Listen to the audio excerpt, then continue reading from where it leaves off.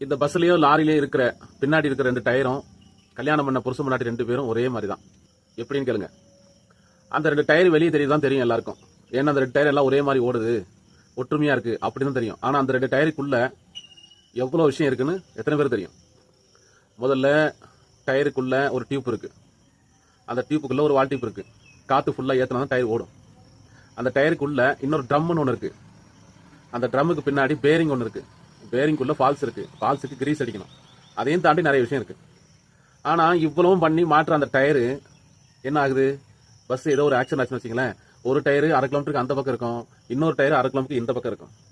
இதே தான் புருஷ பொண்டாட்டியோட விஷயம்.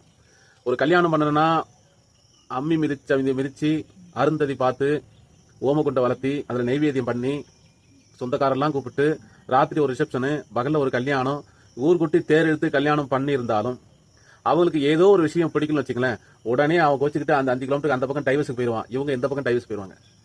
அப்போ இவங்களுக்காக கல்யாணத்துக்குன்னு சொல்லி ஊர் கூட்டி பத்திரிக்கை அடிச்சு பந்தல் போட்டு ரேடியா வச்சு ஊர்ல சாப்பாடு போட்டு இப்படிலாம் பண்ண விஷயம் எல்லாம் என்ன ஆகுது?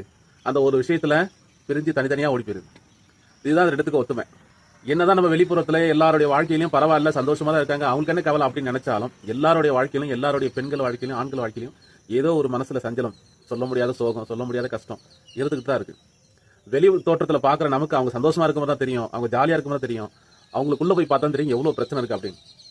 ஒருத்தர் சந்தோஷமா இருந்தா மத்தவன் பார்த்து அவன் சந்தோஷப்பட மாட்டான், அவன் கோவப்படுவான், வேதனைப்படுவான், பொறாமப்படுவான். அவன் மட்டும் எவ்வளவு சந்தோஷமா இருக்கான்ட்டு. இதுதான் இன்னைக்கு மனுஷனோட லைஃப்.